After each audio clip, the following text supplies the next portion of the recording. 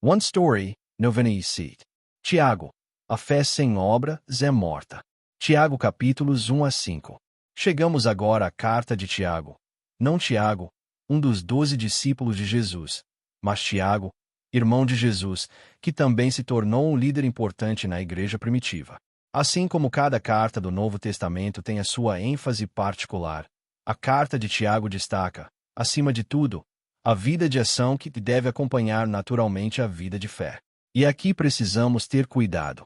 Tiago diz: não foi Abraão, nosso pai, justificado pelas obras, quando ofereceu sobre o altar o seu filho Isaque. Enquanto o apóstolo Paulo escreve: se de fato Abraão foi justificado pelas obras, ele tem do que se gloriar, mas não diante de Deus. À primeira vista, isso parece uma contradição, mas precisamos entender o contexto e o sentido de cada um. É por isso que devemos enxergar a Bíblia como uma só história. De Gênesis a Apocalipse, existe uma mensagem contínua. O Novo Testamento é incompleto sem o Antigo, e o Antigo é cumprido no Novo. Todos os 66 livros se unem como uma só palavra de Deus. Nenhum versículo, nenhum livro deve ser retirado desse quadro maior. E assim, ao entrarmos em Tiago, que muitos chamam de Provérbios do Novo Testamento, devemos ouvir com atenção o que Deus está dizendo. As 12 tribos dispersas entre as nações, saudações. Enquanto as cartas de Paulo geralmente são dirigidas a igrejas específicas, embora no fim sejam para todos os crentes em Cristo, Tiago abre sua carta de forma diferente. Sua mensagem é dirigida às 12 tribos dispersas entre as nações. Em outras palavras, a todos os cristãos espalhados pelo mundo. Assim como o Antigo Testamento não é apenas um registro da história de Israel, mas a história da aliança de Deus com o seu povo, assim também estas cartas do Novo Testamento não são apenas para os primeiros cristãos, mas para nós, hoje, amanhã e até que Cristo volte. Considerem motivo de grande alegria, meus irmãos, quando passarem por várias provações. Tiago escreve: meus irmãos, considerem motivo de grande alegria o fato de passarem por diversas provações, pois vocês sabem que a prova da sua fé produz perseverança. Ninguém gosta de provações. Ninguém busca sofrimento. Mas precisamos nos lembrar, enquanto as tentações de Satanás têm o objetivo de destruir, as provas de Deus têm o propósito de nos refinar e nos abençoar. Nascemos pecadores. E mesmo depois de sermos salvos pela justiça de Cristo, não somos instantaneamente perfeitos. Somos declarados justos, sim, mas ainda estamos sendo moldados. A vida neste deserto, nesta caminhada por um mundo quebrado, é onde crescemos por meio da prova e da disciplina de Deus.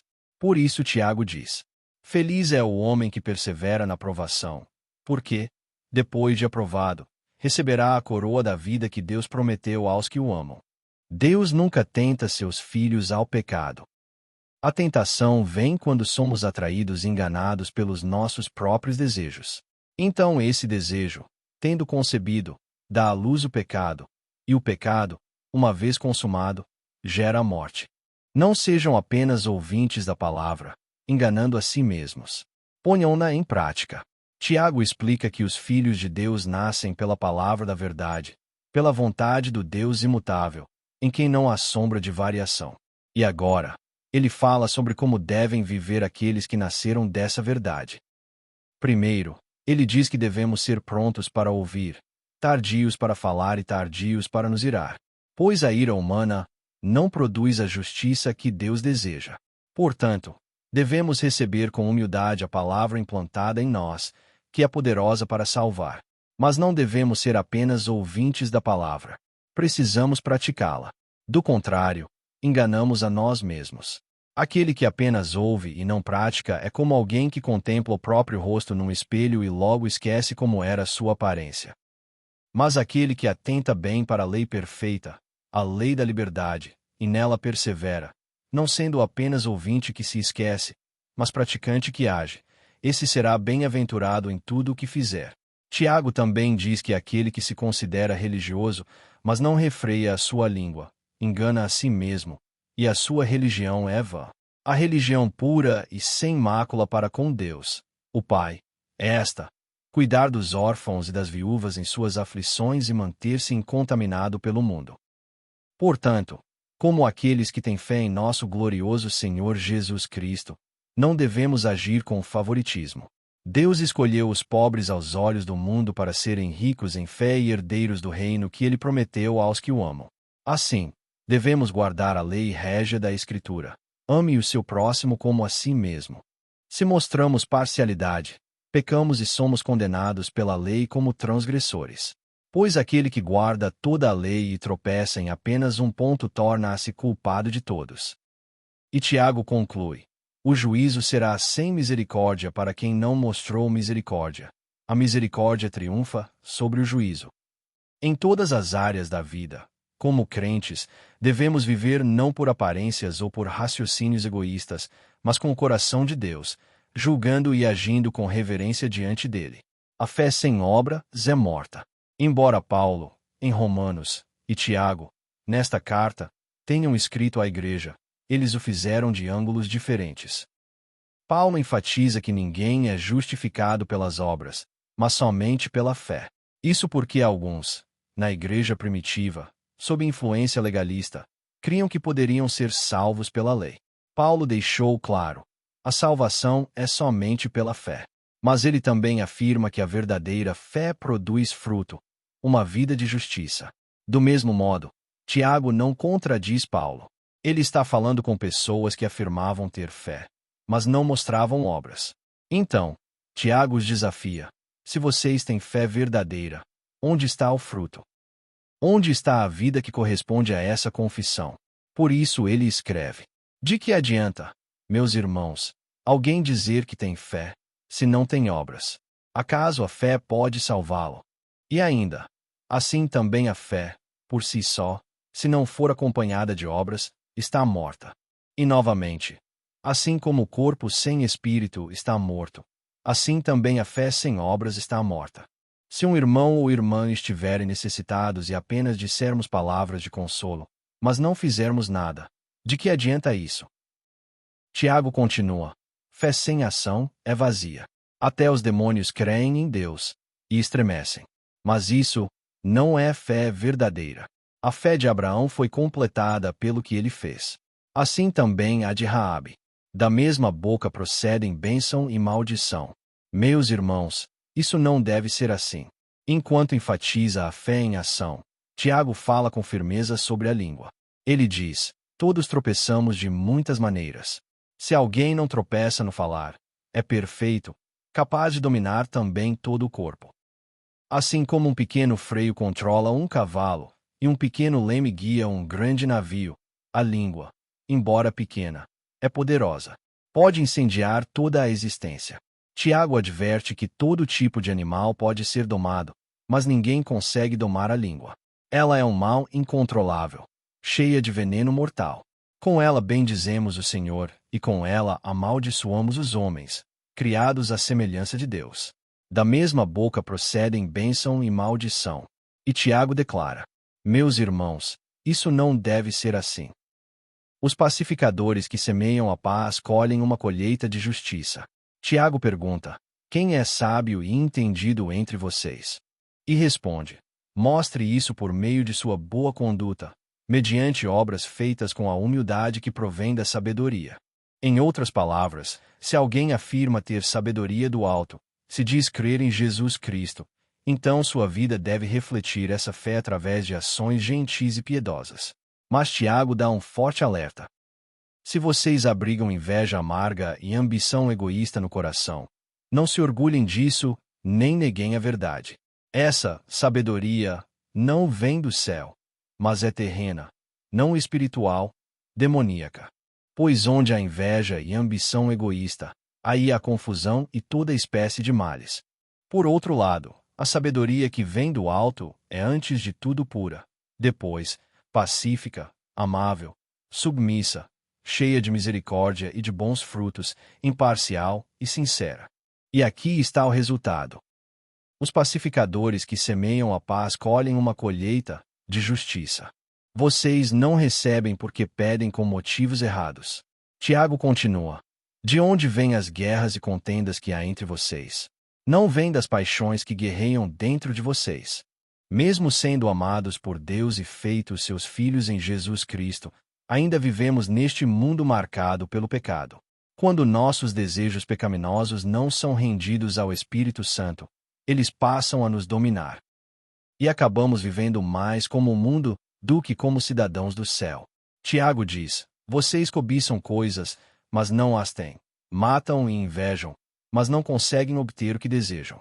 Vocês vivem a lutar e a fazer guerras. E mesmo quando oram, muitas vezes pedem com motivos errados, buscando apenas satisfazer seus próprios prazeres, e não para o reino de Deus. Tiago não hesita em chamar isso pelo nome: adultério espiritual. Gente infiel, vocês não sabem que a amizade com o mundo é inimizade contra Deus. Quando nosso coração pertence às coisas deste mundo, nos tornamos inimigos do próprio Deus que nos chama de seus. Mas Tiago nos lembra de algo belo. Deus anseia com ciúmes pelo Espírito que Ele fez habitar em nós. É assim que Ele nos ama. Por isso Tiago nos chama à humildade. Deus resiste aos orgulhosos, mas concede graça aos humildes. O que precisamos não é de mais deste mundo, mas de mais da sua graça. Mais do seu poder para vivermos como seu povo. Então, o que devemos fazer? Sujeitem-se a Deus. Resistam ao diabo, e ele fugirá de vocês. Aproximem-se de Deus, e ele se aproximará de vocês. Deus procura pecadores humildes que chorem por seus pecados, que se arrependam e se aproximem dele. Humilhem-se diante do Senhor, e ele os exaltará. Tiago acrescenta: irmãos, não falem mal uns dos outros. Por quê? Porque quem realmente entende que é pecador salvo apenas pela graça, não derruba um irmão ou irmã. Há apenas um legislador e juiz, aquele que pode salvar e destruir. Vocês nem sabem o que acontecerá amanhã. Então Tiago traz outra lembrança séria. Ouçam agora, vocês que dizem: hoje ou amanhã iremos para esta ou aquela cidade. Vocês nem sabem o que acontecerá amanhã. Que é a vida de vocês.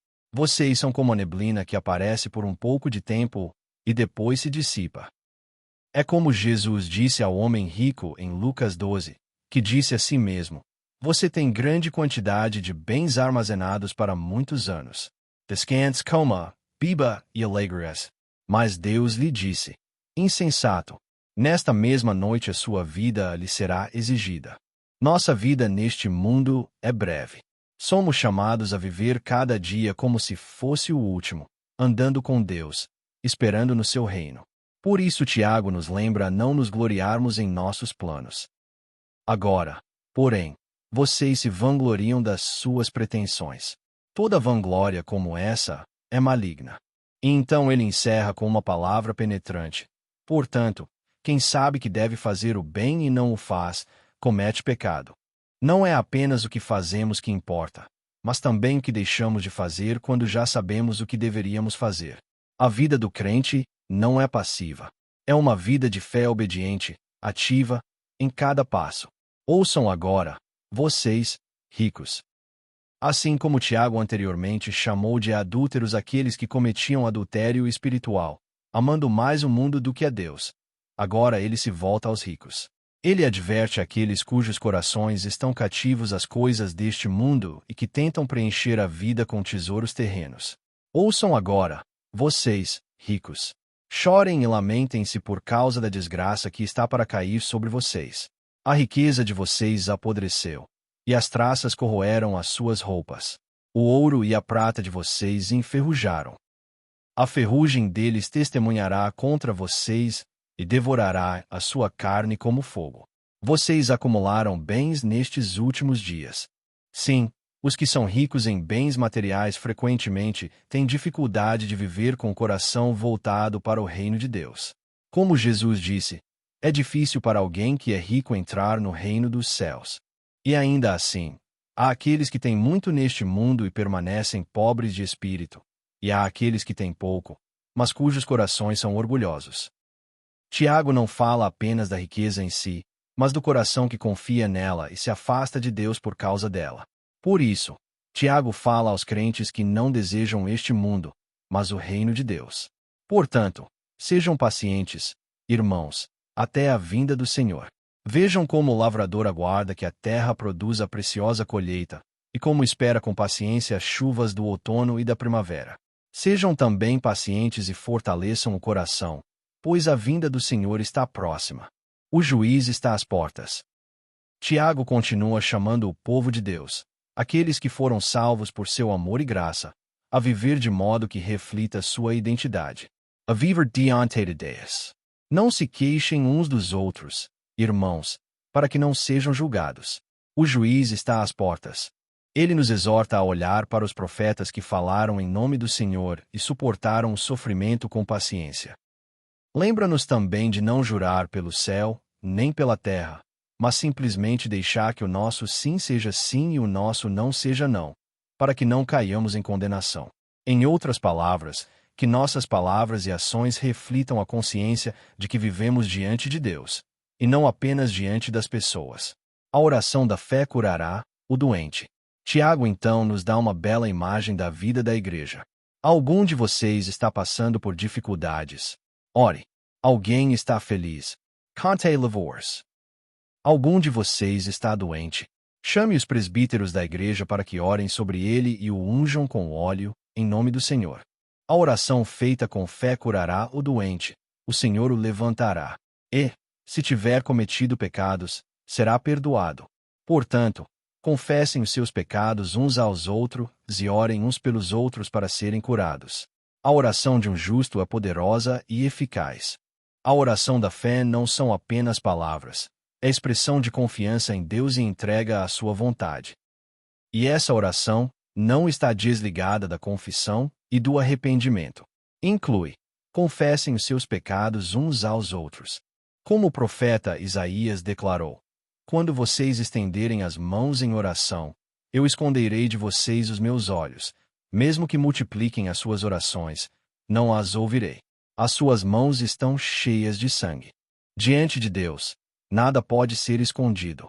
Nada pode ser encoberto. A oração da fé é aquela que leva tudo diante de Deus, entregando tudo e buscando a sua misericórdia e o seu reino. A jornada do povo de Deus continua. A história dos que seguem o caminho de Jesus Cristo. Esta é a jornada do povo de Deus. A história dos cristãos que andam nas pegadas de Jesus Cristo.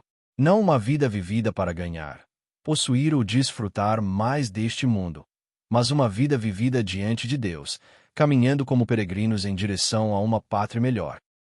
É a história dos que provam sua fé através da vida e que pregam o Evangelho não apenas com palavras, mas com a forma como vivem.